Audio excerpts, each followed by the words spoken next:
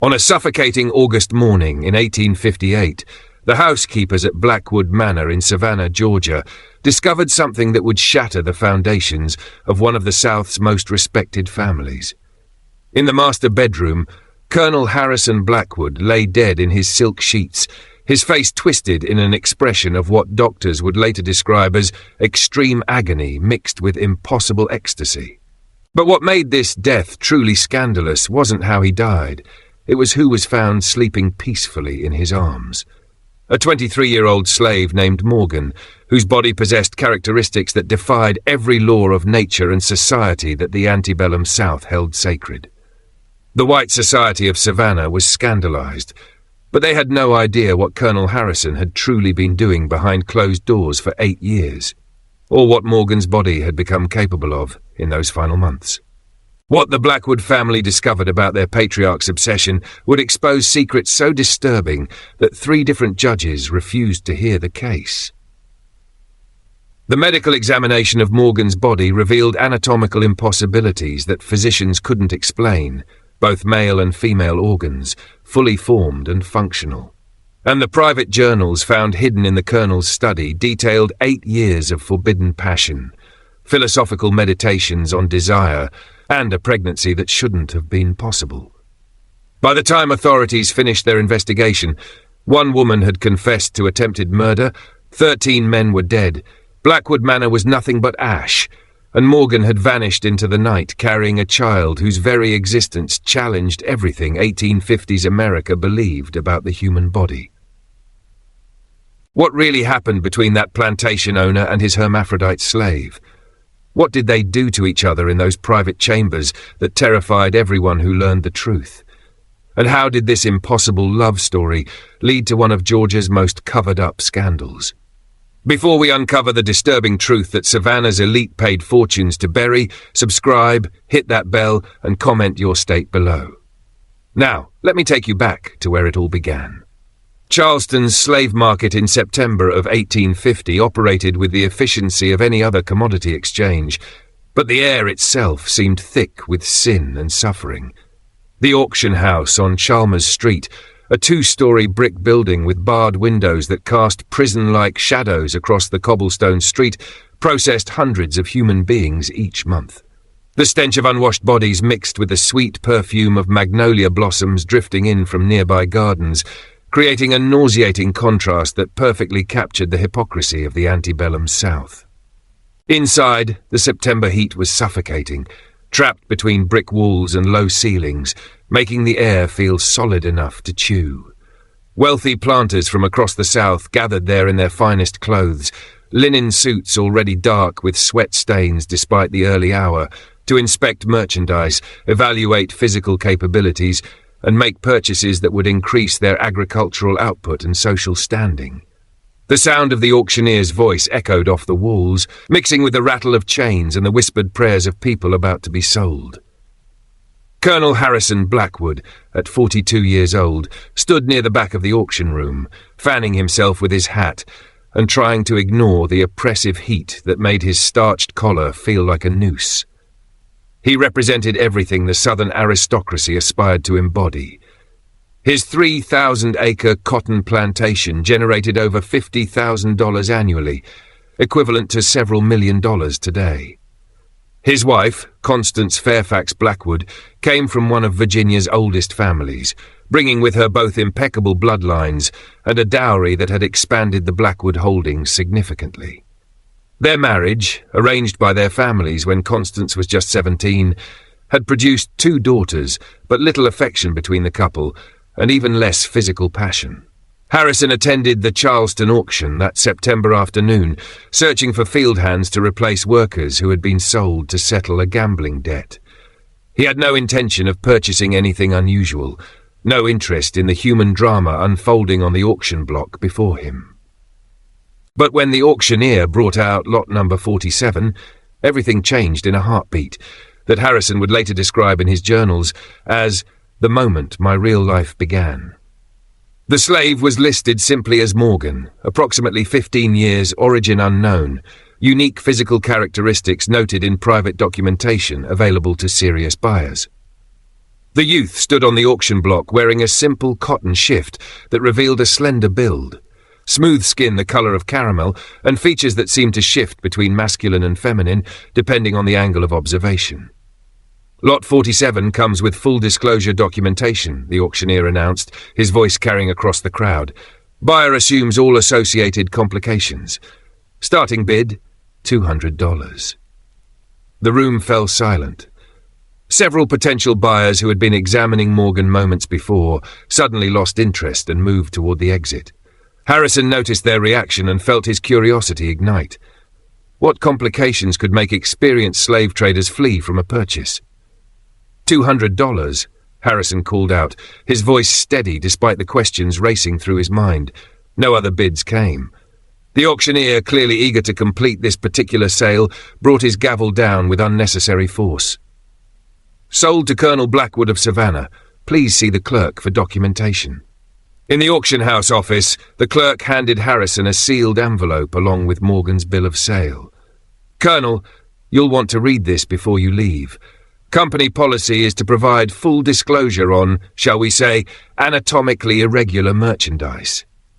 Harrison broke the seal and began reading the medical documentation inside. What he read made his hands tremble, though whether from shock or something else, he couldn't immediately say. The slave Morgan possessed both male and female sexual organs fully formed and, according to the examining physician, both apparently functional.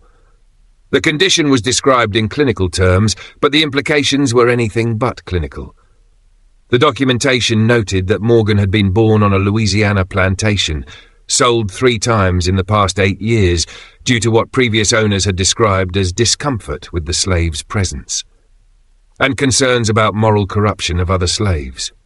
Each owner had sold Morgan quickly, usually at a loss, apparently disturbed by questions they couldn't answer about how to categorize and utilize this particular piece of property. Harrison looked through the office window at Morgan, who stood waiting in the holding area, eyes downcast in the practiced submission of the enslaved. In that moment, Harrison Blackwood made a decision that would ultimately destroy his family, his reputation, and his life. But it would also give him 8 years of something he had never experienced in his carefully constructed aristocratic existence: genuine passion. What Harrison didn't know, as he signed the bill of sale and prepared to take Morgan back to Savannah, was that someone else had been watching the auction that day. Someone who would later claim that they saw something in Morgan's eyes that suggested this slave understood exactly what kind of man had just purchased them. Someone who would spend the next 8 years observing everything that happened at Blackwood Manor, documenting it all, and eventually using that information in ways that would shock even the hardened investigators who thought they'd seen everything. But we're getting ahead of ourselves. First, you need to understand how a respected plantation owner and a hermaphrodite slave became something more than master and property, and how their impossible relationship would eventually lead to pregnancy, murder, and secrets that Savannah society would pay any price to keep buried. The journey from Charleston to Blackwood Manor took 3 days by carriage. Harrison rode inside with Morgan, ostensibly to prevent the slave from attempting escape, but truly because he found himself unable to stop asking questions. Morgan spoke softly, with an educated vocabulary that suggested previous owners had provided some learning despite laws prohibiting slave education. "How do you think of yourself?" Harrison finally asked on the second evening, the question that had been burning in his mind since reading the medical documentation. As male or female? Morgan looked directly at him for the first time, violating the unwritten rule that slaves should never meet a white person's gaze. "I think of myself as Morgan, sir. The world demands I be one or the other, but God made me both. I've learned that my existence makes people uncomfortable because I don't fit into the categories they need to make sense of their world." The insight stunned Harrison. He had expected simple answers from an enslaved youth, not philosophical observations that cut to the heart of social construction and human identity. In that moment, his interest in Morgan transformed from curious fascination to something far more dangerous: intellectual attraction. "Can you read?" Harrison asked. "Yes, sir, My first owner's wife taught me before she understood what I was. After that, they forbid it, but I practiced in secret. And right? Well enough, sir. Harrison made another decision that would prove fateful. When we reach Blackwood Manor, I'm going to place you in the house rather than the fields. You'll serve as a personal attendant. There are books in my study. When your duties are complete, you may read them, but tell no one. Morgan's eyes widened with an expression that mixed surprise, gratitude, and something else Harrison couldn't quite identify. Why would you do this for me, sir? Because, Harrison said slowly, testing the words as he spoke them, I suspect you see the world in ways that most people cannot, and I find that I want to understand how you see things.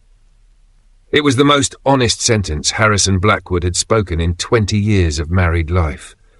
But even as those words left his mouth, even as he saw hope spark in Morgan's eyes for the first time since the auction block, dark forces were already moving into position around them.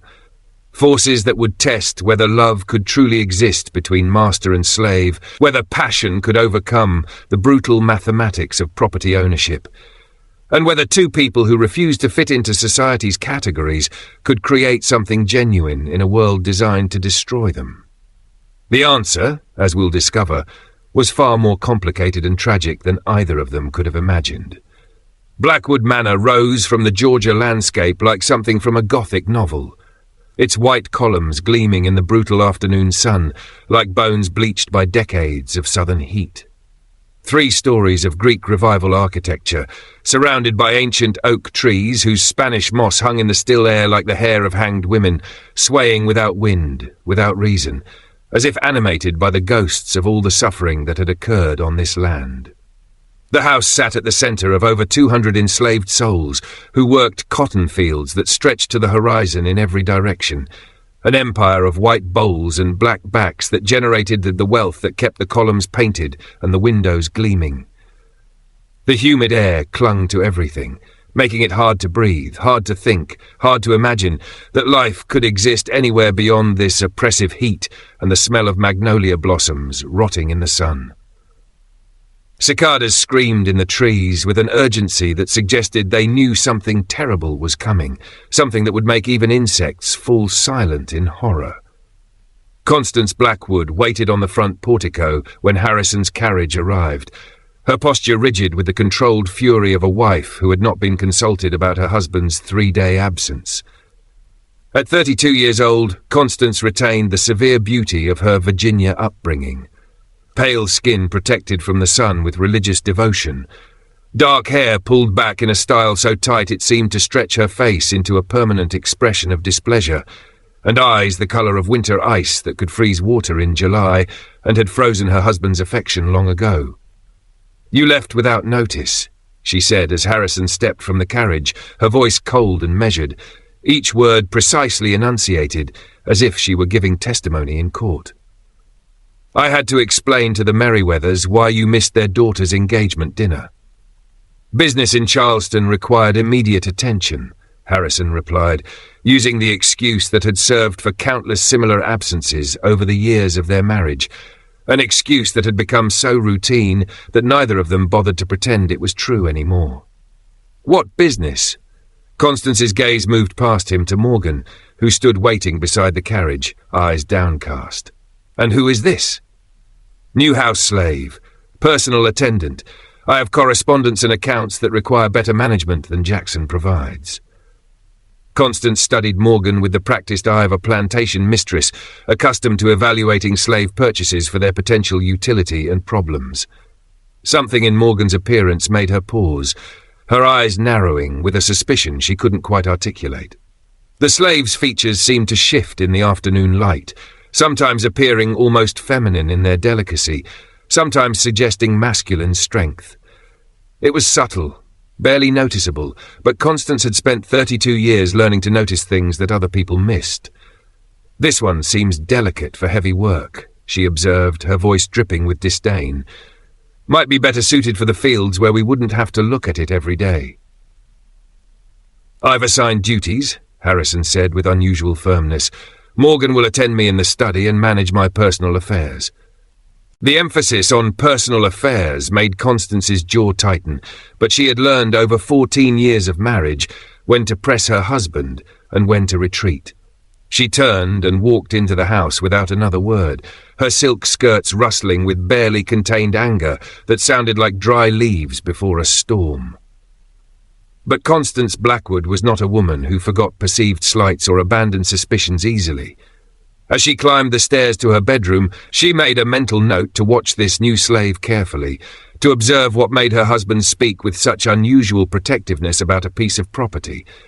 She didn't know yet what she was looking for, but she would know it when she saw it.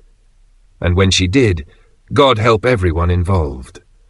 Business in Charleston required immediate attention, Harrison replied, using the excuse that had served for countless similar absences over the years of their marriage. What business? Constance's gaze moved past him to Morgan, who stood waiting beside the carriage, eyes downcast. And who is this? New house slave, personal attendant. I have correspondence and accounts that require better management than Jackson provides. Constance studied Morgan with the practiced eye of a plantation mistress, accustomed to evaluating slave purchases for their potential utility and problems. Something in Morgan's appearance made her pause, her eyes narrowing with suspicion she couldn't quite articulate. This one seems delicate for heavy work, she observed. Might be better suited for the fields. I've assigned duties, Harrison said with unusual firmness. Morgan will attend me in the study and manage my personal affairs. The emphasis on personal affairs made Constance's jaw tighten, but she had learned over 14 years of marriage when to press her husband and when to retreat. She turned and walked into the house without another word, her silk skirts rustling with barely contained anger. Harrison showed Morgan to a small room off the study, barely large enough for a bed and washstand, but separated from the slave quarters and, more importantly, separated from Constance's awareness. Your duties will be straightforward, he explained. Manage my correspondence, maintain my files, keep the study clean. In the evenings after Constance retires, you'll return here to discuss the books you've been reading. Discuss them, sir? Morgan asked carefully. Yes, I told you I want to understand how you see things. Consider it an educational experiment. Harrison paused, recognizing the lie in his own words. It wasn't education he wanted. It was connection with someone who existed outside the suffocating social structures that had governed every moment of his life since birth. Over the following weeks, a routine developed. Morgan worked silently during the day, invisible to Constance and the other household slaves. But each evening, after the rest of the manor settled into sleep, Harrison would return to the study where Morgan waited with a book. What did you read tonight? Became Harrison's greeting. Plato's Symposium, Morgan might answer, or Paradise Lost, or the Federalist Papers. And then they would talk, sometimes for hours, about philosophy and politics and ideas that Harrison had never discussed with anyone in his social circle, where conversations remained safely superficial. Morgan's perspective, shaped by existing in a body and social position that defied categorization, offered insights that challenged everything Harrison had accepted about the natural order of society. Plato wrote about love between men, Morgan observed one November evening. He described it as the highest form of connection, intellectual and spiritual rather than merely physical. Do you think he was right? Harrison felt his heart racing at the directness of the question. I think, he said slowly, that we're taught to see love in very limited ways. Marriage is a contract, a joining of properties and bloodlines.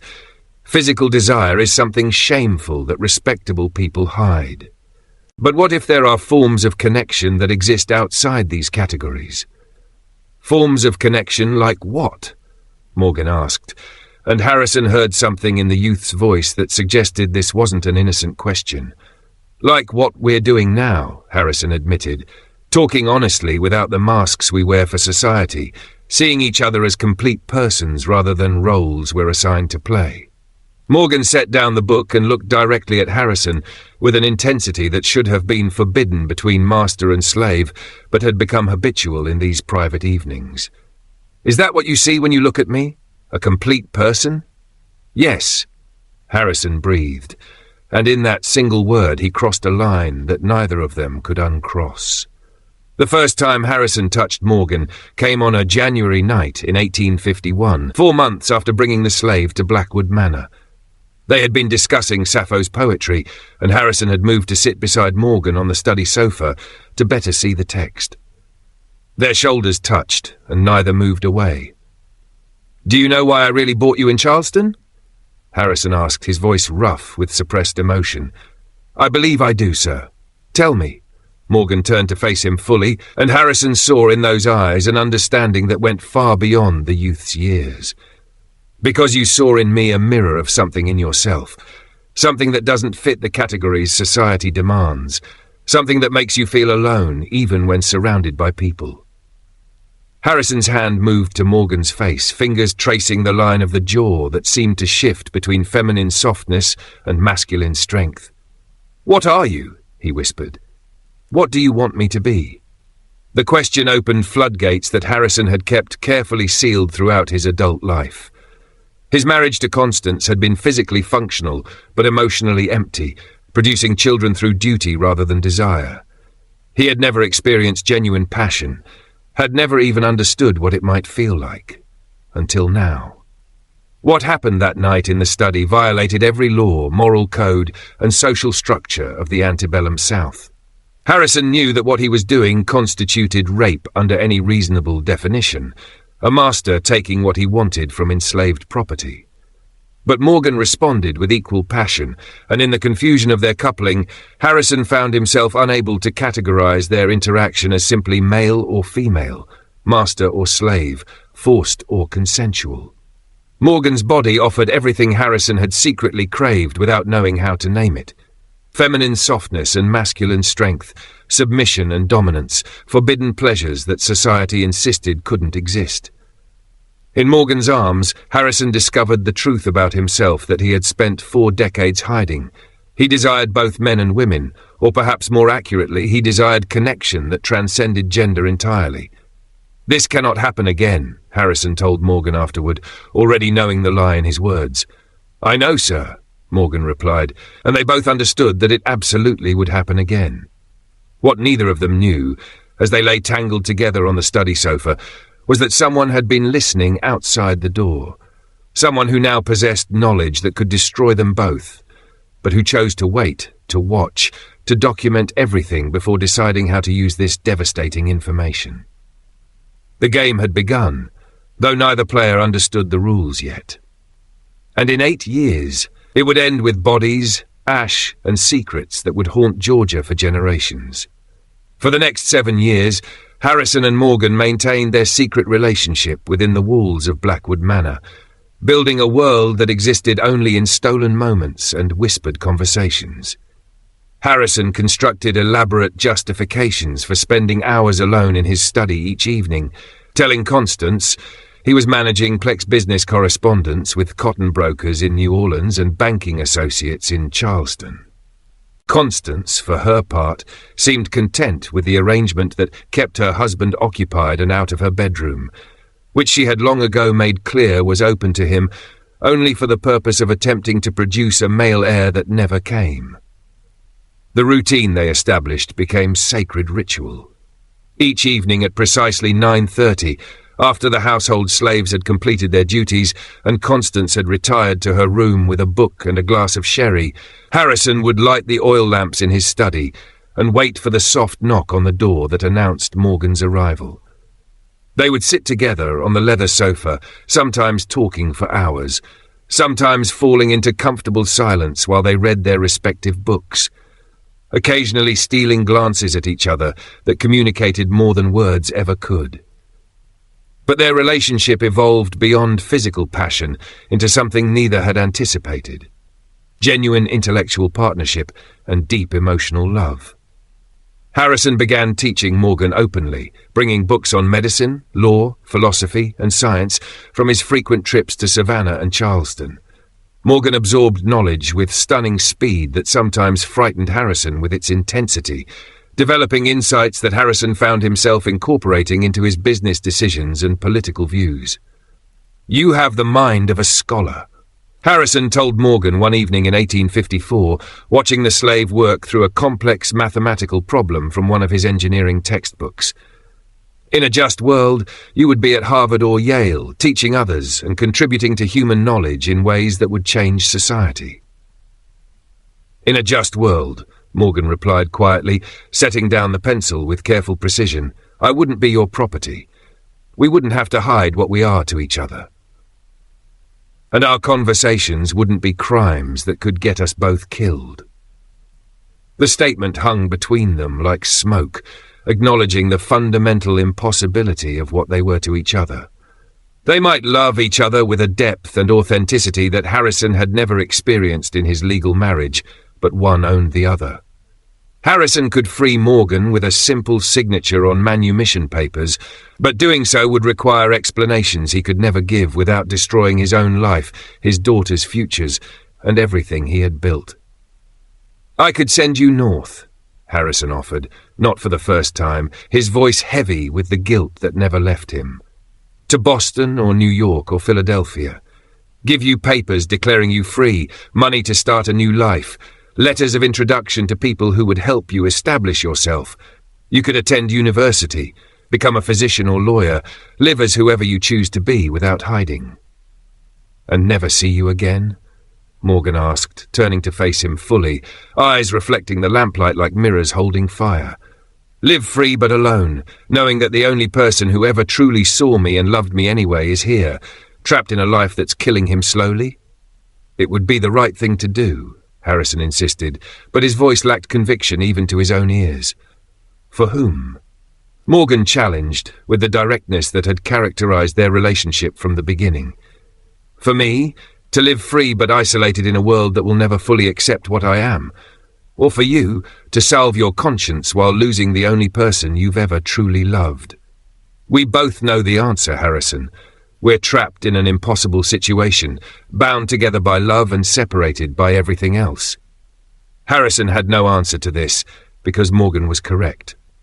They were imprisoned by circumstances neither could change, held captive by a social system that insisted certain forms of love couldn't exist, and therefore must be destroyed when discovered. The only choice they had was whether to continue their relationship in secret, knowing it would eventually end in disaster, or to end it voluntarily and live the rest of their lives diminished by the loss. They chose to continue, because even impossible love seemed better than no love at all, and for 7 years they maintained their delicate balance, walking the knife's edge between genuine connection and inevitable destruction. But their secret couldn't remain hidden forever. Someone was watching, someone who would ultimately use what she knew to destroy everything. But before we reveal who was watching and what they planned to do with their terrible knowledge, you need to understand something critical about how plantation households actually functioned.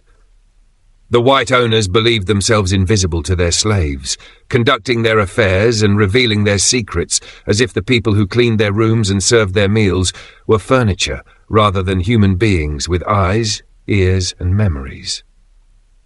This fundamental misunderstanding of power would prove fatal for the Blackwood family, because the person who had been observing Harrison and Morgan's relationship from the very beginning was someone who understood that information was the only real currency available to the powerless. And she had been collecting evidence with the patience of someone who knew that the right information, deployed at the right moment, could change everything. Constance Blackwood was not a stupid woman. Frigid by 19th century definition, perhaps, focused on social standing and appearances, absolutely, but not stupid. She had noticed the changes in her husband over the years since bringing Morgan to Blackwood Manor. Harrison smiled more frequently, seemed distracted during social gatherings, spent hours alone in his study, when previously he had been restless and irritable. For the first 3 years, Constance told herself that her husband had merely found an intellectual hobby to occupy his time. She approved of Harrison staying home rather than gambling or drinking with other plantation owners. She didn't care what he did in his study as long as he maintained appearances in public and provided for their daughters' futures. But gradually, small details began accumulating in her mind like water droplets that eventually overflow a basin. The way Harrison's eyes would search for Morgan during household activities. The quality of clothing he provided for this particular slave, far finer than any other house servant wore. The locked cabinet in his study that appeared one day, its contents unknown but carefully guarded. In March of 1857, Constance's suspicions crystallized into certainty through an accident of timing. She had retired to her bedroom with one of her frequent headaches, taken laudanum for the pain, and fallen into the deep sleep the drug provided. But she woke after midnight, thirsty and disoriented, and walked toward the kitchen for water. As she passed the study, she heard sounds that stopped her cold, soft gasps, whispered words, and the unmistakable rhythm of physical intimacy. She moved closer to the door, which Harrison had left slightly ajar in his distraction, and looked through the narrow opening. What she saw in that moment would haunt her for the rest of her life, and plant seeds of rage that would ultimately bloom into murder. Harrison and Morgan lay together on the study sofa, bodies intertwined in ways that Constance's strictly controlled mind could barely process. But what shocked her more than the physical act was the expression on her husband's face. Pure joy, complete abandon, an emotional openness she had never seen in 14 years of marriage. He loved this slave, actually loved Morgan in ways he had never loved her, his legal wife, the mother of his children. Constance backed away from the door silently, her mind racing through implications and consequences. She could expose them publicly, but doing so would destroy the Blackwood family's reputation along with Harrison's. She could have Morgan sold or killed, but Harrison would know who was responsible and the marriage would end in open warfare. No, she needed to be strategic, patient. Wait for the right moment to act in a way that would punish Harrison while preserving her own position and her daughter's futures. But Constance wasn't the only person who had discovered the secret relationship. Someone else had been watching, someone whose motivations were far more complicated than simple jealousy. Margaret Chen had come to Blackwood Manor in 1852 as Constance's personal lady's maid, purchased from a Charleston dealer who specialized in what he called exotic acquisitions for wealthy families seeking household slaves that reflected their cosmopolitan sophistication and worldly taste. Half Chinese and half African-American, Margaret's unusual heritage made her valuable to wealthy mistresses who wanted household slaves that served as living proof of their refined sensibilities and access to rare commodities. Her delicate features, almond-shaped eyes, and graceful movements made her the perfect ornament for a plantation mistress who prided herself on possessing things that other women envied. But Margaret's true value lay far beneath the surface appearances that white owners obsessed over. Her intelligence was razor-sharp, capable of understanding complex social dynamics and power structures that most people never noticed. And her ability to become invisible to white people who saw slaves as background furniture rather than human beings who observed everything gave her access to secrets that could destroy families, end careers, or start revolutions. She had learned to read by watching her first mistress's children study their lessons, memorizing letters and words, until she could decode the newspapers and books that white people left lying around, as if literacy was a white-only ability that couldn't be stolen through observation and determination. She had learned to understand complex social dynamics by observing how power flowed through plantation households like water finding its level, pooling in unexpected places, creating currents and eddies that swept people into positions they never anticipated. She watched who spoke to whom, who avoided whose gaze, who held secrets that could be weaponized, and who was vulnerable to manipulation through their desires, fears, or ambitions. And she had learned to recognize love in all its forms by watching how it was denied to people like herself, commodified and controlled, punished when it crossed boundaries that society had drawn arbitrarily but enforced with violence. Margaret had noticed Harrison and Morgan's relationship long before Constance did. She had seen the way they looked at each other, had heard their whispered conversations late at night. When she moved through the house performing duties no one remembered to assign, but everyone expected to be done. She had even discovered the locked cabinet in Harrison's study, and through patient observation had learned its combination. Inside that cabinet she found Harrison's private journals, 8 years of entries documenting his relationship with Morgan in explicit detail. The journals weren't merely physical accounts. They were love letters written to someone who couldn't read them, philosophical meditations on the nature of desire and identity, and confessions of a man who had discovered his true self at age 42 through a relationship that society insisted couldn't exist. Margaret read those journals over several months, replacing them carefully after each session to avoid detection. What she learned from them changed her understanding of Harrison, Morgan, and the possibilities of human connection. These weren't simply master and slave engaging in exploitation. These were two people who had found in each other something genuine and transformative. But Margaret also understood that such relationships were doomed in the world they inhabited. The antebellum South had no space for love that crossed racial boundaries, challenged gender categories, or threatened the fundamental structure of slave society. Harrison and Morgan's relationship was a ticking bomb that would eventually explode, destroying everyone nearby. Margaret decided that when the explosion came, she would try to save at least one person from the wreckage: Morgan. The crisis came in August of 1858, triggered by something that should have been impossible, but somehow was not. Morgan became pregnant. The pregnancy revealed itself gradually through symptoms that Morgan initially tried to hide. But by July, the physical changes became too obvious to conceal.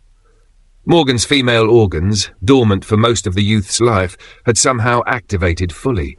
The child growing inside defied every medical understanding of the era. Harrison discovered the truth on an August morning when Morgan fainted while organizing correspondence. He carried the unconscious slave to the small room off the study and called for Dr. Benjamin Marsh, the physician who attended the Blackwood family and who Harrison trusted to maintain confidentiality about slave health issues. Dr. Marsh's examination left him pale and shaking. "Colonel, this is beyond my medical knowledge. This slave appears to be approximately 4 months pregnant, but given the anatomical abnormalities you described when you purchased this slave, I don't understand how this is possible." "It's possible," Harrison said quietly, "because I made it possible." Dr. Marsh understood immediately. His face cycled through shock, disgust, and finally a kind of horrified pity. "Colonel, this is a catastrophe. This pregnancy cannot come to term. The social consequences alone would destroy your family. But medically, I cannot predict what will happen during childbirth given this slave's unique physiology. The child itself might be what? Might inherit the parent's condition, might be even more anatomically irregular. Colonel, you must let me terminate this pregnancy immediately." "No." The word came from Morgan, who had regained consciousness and was listening to the conversation with wide eyes. "Please, sir, don't let him kill my baby." Harrison looked between his longtime physician and the slave he loved, understanding that whatever decision he made in this moment would determine all of their fates. "Dr. Marsh, you will speak of this to no one. Morgan, you will remain in this room until we determine how to proceed. I need time to think." But time had already run out. Because Constance had been listening outside the study door and she had heard everything. And what she planned to do with this information would make Harrison's worst nightmares seem like pleasant dreams. The confrontation that was about to unfold would involve poison, attempted murder, a slave's desperate escape, and a plantation owner's ultimate sacrifice. But the truth about what really happened that August night in 1858 wouldn't be revealed until 3 months later, when a letter postmarked from Boston would force investigators to reopen the case and confront secrets that nobody in Savannah wanted to acknowledge. The final game was about to begin, and the cost of playing would be measured in bodies. That evening, as Harrison sat alone in his study trying to formulate any plan that might preserve some fragment of the life he had built, Constance entered without knocking. The door swung open with enough force to make the oil lamps flicker, casting dancing shadows across the walls that made the room feel like it was moving, breathing, waiting for blood to be spilled. She closed the door behind her with a soft click, that sounded louder than a gunshot in the sudden silence. She stood before his desk with an expression of cold fury that made her beautiful in a terrible way, her pale skin almost luminescent in the lamplight, her dark eyes reflecting flames that seemed to burn from somewhere deep inside her soul. The air in the room felt charged, electric, like the moment before lightning strikes. Harrison could smell his wife's perfume mixed with something else, something bitter and chemical that he couldn't identify. Later, he would realize it was poison, that she had come to this confrontation already prepared to kill. 14 years, she said quietly, her voice so controlled that it was more frightening than screaming would have been. Each word dropped into the silence like stones into still water, creating ripples that would spread outward forever. 14 years I have been your wife. I gave you 2 daughters. I managed your household, hosted your political allies, represented your family with dignity and grace, and all this time you were in love with a slave. Harrison said nothing. There was nothing to say that could justify or explain. Not just any slave, Constance continued, a slave whose body is as confused as your desires, a slave who is now carrying your child. Do you understand what you've done? Do you comprehend the magnitude of your betrayal? I never meant to hurt you, Harrison said, knowing how inadequate the words were. You didn't think of me at all, Constance replied. That's what hurts most. Not that you found love elsewhere, but that you found it with someone who represents everything our society says cannot exist. You've made a mockery of our marriage, our family, and the entire social order we depend upon. What do you want from me? Constance moved closer to the desk, her voice dropping to a whisper that somehow carried more menace than shouting. I want you to suffer as I have suffered.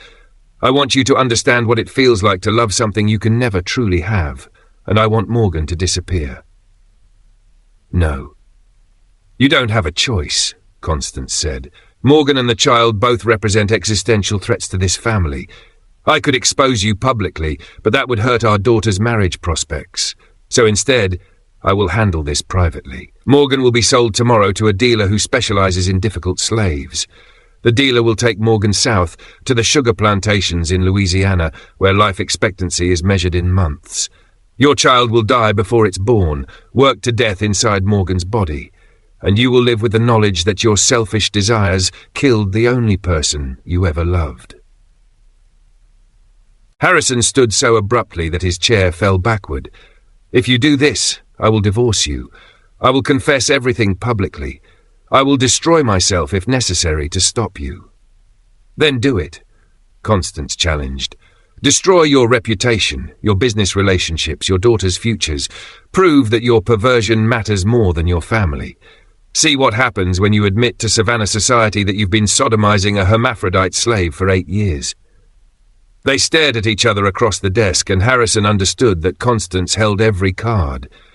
She could destroy him socially while preserving her own position as the wronged wife. She could sell Morgan legally as property. She could even terminate the pregnancy and claim medical necessity. Please, Harrison whispered, a proud man reduced to begging. Please don't do this. Constance's expression didn't change. Tomorrow morning, Morgan will be gone. You will never speak of this again. And you will spend the rest of your life knowing that you could have prevented this if you had been stronger. She turned and left the study, closing the door with a soft click that sounded like a coffin lid falling into place. Harrison sat in the darkness for hours, his mind racing through impossible scenarios.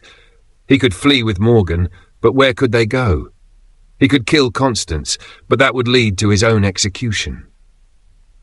He could free Morgan and face the social consequences, but that wouldn't save the child or allow them to be together. In the end, he made a decision that he hoped would save Morgan's life, even if it couldn't save their relationship. He walked to the small room where Morgan lay sleeping, woke the slave gently, and explained what was about to happen. I'm going to give you something, Harrison said, unlocking the safe behind his desk and removing a leather pouch heavy with gold coins.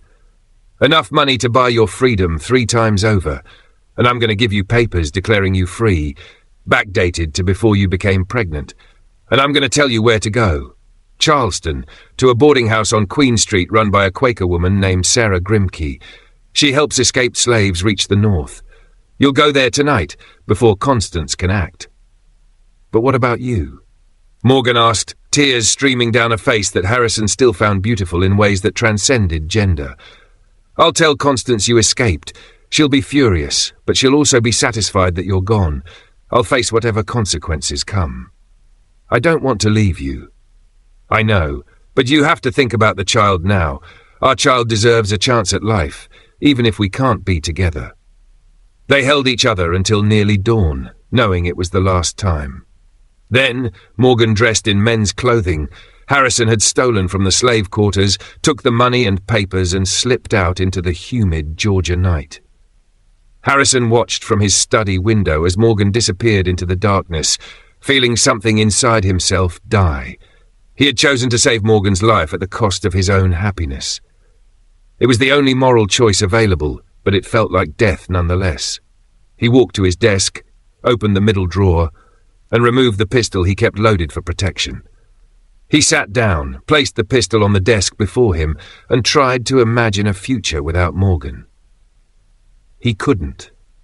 What happened next would be debated by investigators for months afterward, but the evidence suggested that Harrison Blackwood sat in his study until mid-morning, when Constance came to gloat over Morgan's impending sale, and found her husband's desk empty and the door to Morgan's room ajar. The screaming brought the entire household running. They found Harrison on the bed in Morgan's small room, dressed in Morgan's clothing, surrounded by 8 years' worth of private journals that documented every moment of their relationship. He had apparently swallowed a massive dose of laudanum mixed with arsenic, creating the combination that produced the expression of extreme agony mixed with impossible ecstasy that doctors would note in their reports. But Harrison hadn't died immediately. Before losing consciousness, he had used his own blood to write a final message on the wall above the bed. I die loving Morgan. My only sin was not doing so openly. The Blackwood family's first instinct was to hide everything. They removed the journals, washed the walls, stripped the room, and prepared to bury Harrison with full honours as a respected plantation owner who had died of sudden natural causes. Doctor Marsh agreed to sign death certificates attributing Harrison's death to heart failure. But Constance, in her rage and pain, made a fatal mistake. She told her closest friend, Eleanor Merriweather, the true story over tea 3 days after Harrison's death. Eleanor, horrified and fascinated in equal measure, told her sister. Within 2 weeks, rumours were spreading through Savannah society like kudzu vines. The police, pressured by gossip and political enemies of the Blackwood family, opened an investigation. They interviewed household slaves who confirmed that Harrison had been unnaturally close to Morgan. They found chemical residue in Harrison's study, proving he had mixed the laudanum and arsenic himself. They tracked down Dr. Marsh, who eventually admitted what he knew about Morgan's pregnancy under threat of losing his medical license. And they discovered something that changed the entire investigation. Margaret Chen had stolen Harrison's journals before the family could destroy them. She had hidden them in the slave quarters and anonymously told the police where to find them. The journals became public record during the coroner's inquest. Their contents shocked even hardened legal professionals. Harrison had documented not just his sexual relationship with Morgan, but his philosophical and emotional journey toward understanding himself and his desires. He had written about the artificial nature of gender categories, the human capacity for love that transcended social boundaries, and his belief that future generations would look back on the 1850s South with the same horror that his generation viewed medieval barbarism. They will call us monsters, Harrison had written in his final entry, dated the night before his death. But the true monstrosity is a society that makes it impossible for people to love honestly. I pray that Morgan and our child survive to see a world where they can exist without shame.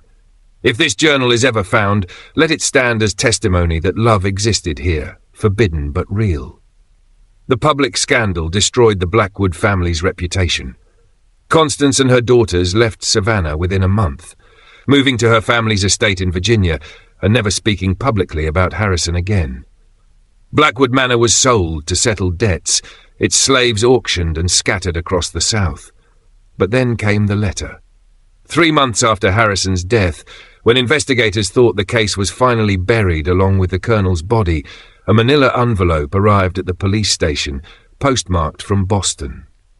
Inside was a document that would force everyone to confront a truth far more disturbing than anything they had imagined. What Morgan revealed in that letter would prove that Harrison Blackwood hadn't committed suicide at all, that Constance Blackwood's rage had driven her to attempted murder, that Margaret Chen had saved Morgan's life at the cost of nearly taking Constance's, and that Harrison's final act had been not cowardice, but the ultimate expression of love and sacrifice. The truth, as it turned out, was even more tragic than the lie. 3 months after Harrison's death, the police received a letter postmarked from Boston. It contained a sworn statement from Morgan, written in elegant handwriting, explaining what had truly happened that night. According to Morgan's account, Constance hadn't simply threatened to sell Morgan. She had entered the small room where Morgan slept, accompanied by Margaret Chen, and had attempted to poison Morgan's evening meal. But Margaret, who had been watching and listening for months, had switched the poisoned plate with a clean one. Constance, enraged by Margaret's betrayal, had attacked Morgan physically. In the struggle, Margaret had struck Constance with a heavy candlestick, likely intending only to stop the attack but delivering a blow that left Constance unconscious and bleeding. Morgan and Margaret, both terrified of what would happen if Constance regained consciousness and accused them, had fled together that night. They had used Harrison's money to travel north, following the underground railroad routes that Margaret had learned about through secret connections with abolition networks. But here was the stunning revelation. Harrison hadn't committed suicide at all. He had discovered Constance unconscious in Morgan's room, understood what had happened, and made a decision that revealed the full depth of his love and guilt. He had dressed in Morgan's clothing, positioned himself on Morgan's bed, consumed the poison that Constance had prepared for Morgan, and written his final message. He had effectively confessed to a crime he hadn't committed in order to protect Morgan and Margaret from murder charges. "He gave his life for mine," Morgan wrote in the letter. "Not just on that final night, but every day we spent together. He loved me despite the impossibility of our situation.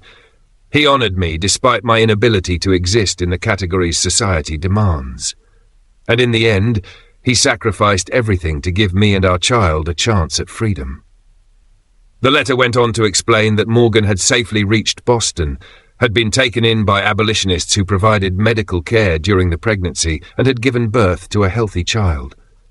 The baby, whose gender Morgan did not specify in the letter, was being raised in a community that asked no questions about unusual circumstances. "I will never return to Georgia," Morgan wrote. "But I want the world to know that what Harrison and I shared was love in its truest form. We were not monsters engaging in perverse acts. We were two people who found connection in a world that insisted such connection couldn't exist." His journals prove this. Let them stand as testimony. The police showed Constance this letter and asked if she wanted to press charges against Morgan and Margaret for assault and attempted murder. But Constance, faced with the choice between prosecuting the case publicly or letting it die quietly, chose silence. She acknowledged that yes, she had entered Morgan's room that night. Yes, there had been a struggle. But no, she didn't wish to pursue charges. She wanted only to forget that Harrison Blackwood had ever lived. The case was officially closed in January of 1859. Harrison's death was ruled a suicide. Morgan and Margaret were declared fugitives, who would be arrested if they ever returned to Georgia. And the Blackwood family's story became one of those scandals that Savannah society referenced in whispers, but never discussed openly. But the journals that Margaret had preserved continued to circulate in abolitionist circles. Frederick Douglass referenced them in a speech in 1860, using Harrison's writings as evidence that the slave system corrupted every human relationship it touched. Harriet Beecher Stowe reportedly read them and incorporated some of Harrison's insights into her later writings on slavery and sexuality. And in Boston, a woman who claimed to be Morgan published a memoir in 1885, 30 years after the scandal, titled Neither Nor, A Life Beyond Categories. The book detailed growing up as a hermaphrodite in slave society, the years at Blackwood Manor, and the escape to freedom. It was banned in most southern states but became required reading in certain progressive circles in the North. The memoir's final chapter addressed Harrison directly. "You asked me once what I was.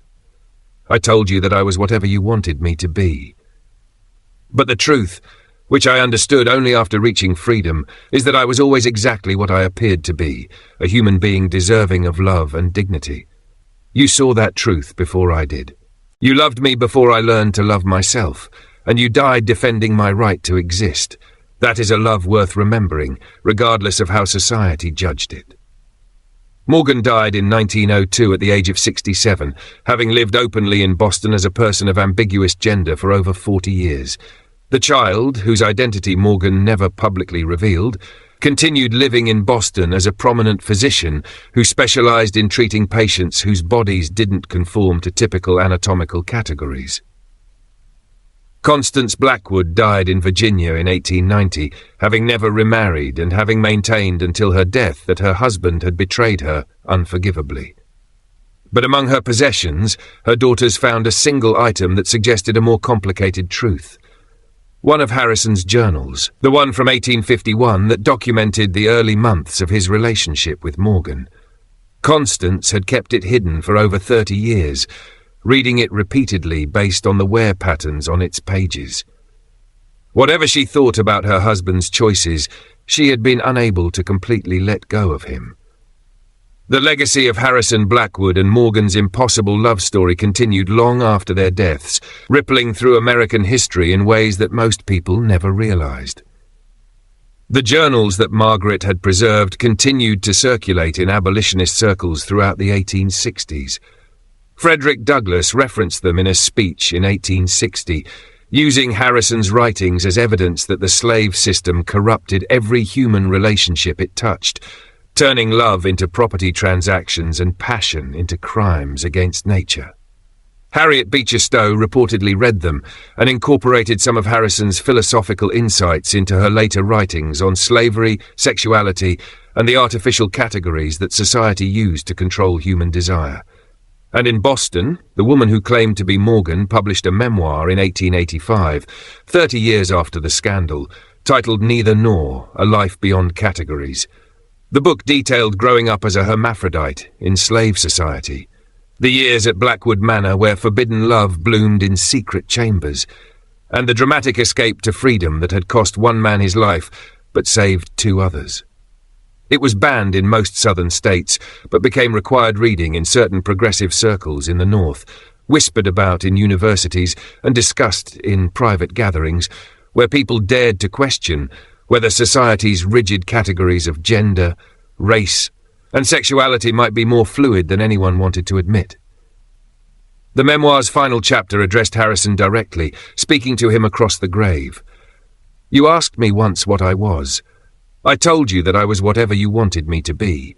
But the truth, which I understood only after reaching freedom, is that I was always exactly what I appeared to be, a human being deserving of love and dignity. You saw that truth before I did. You loved me before I learned to love myself. And you died defending my right to exist.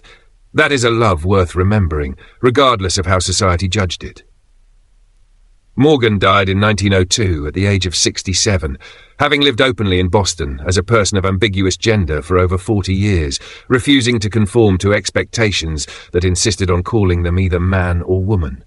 The child, whose identity Morgan never publicly revealed to protect them from scandal and persecution, continued living in Boston as a prominent physician who specialized in treating patients whose bodies didn't conform to typical anatomical categories. In private medical journals that weren't published until the 1950s, this mysterious doctor wrote about their own experiences being born to a hermaphrodite parent, describing anatomical characteristics that suggested they too existed between traditional gender categories. Constance Blackwood died in Virginia in 1890, having never remarried and having maintained until her death that her husband had betrayed her unforgivably. But among her possessions, her daughters found a single item that suggested a more complicated truth. One of Harrison's journals, the one from 1851 that documented the early months of his relationship with Morgan, filled with observations about discovering genuine connection for the first time in his life. Constance had kept it hidden for over 30 years, and the wear patterns on its pages proved she had read it repeatedly. The margins contained her own annotations, bitter comments at first, but gradually evolving into something that looked almost like understanding, or perhaps just the recognition that she had lost a battle against forces more powerful than social convention could contain. Whatever she thought about her husband's choices, whatever rage and pain she carried to her grave, she had been unable to completely let go of him. The journal was buried with her, according to her final wishes, taking whatever private thoughts she'd had about Harrison and Morgan into the earth forever. This mystery shows us how rigid social categories and moral systems can trap people in impossible situations, leading to tragedies that might have been avoided in a more flexible society. Harrison, Blackwood and Morgan loved each other in ways that challenged every assumption of their era about race, gender, sexuality, and power. That love destroyed them, but it also revealed truths that their society desperately needed to confront, about the arbitrary nature of the categories we use to define what's natural, what's moral, and what's human. Harrison discovered that desire doesn't fit neatly into boxes labelled male or female, that love can exist across boundaries that society insists are uncrossable, and that the most authentic version of ourselves often lives in the spaces between the categories we're forced to occupy. Morgan proved that bodies which refuse to conform to expectations don't need to be corrected or hidden, but honoured for showing us that human diversity extends far beyond what we've been taught to recognise. Their story isn't just about forbidden love or scandal.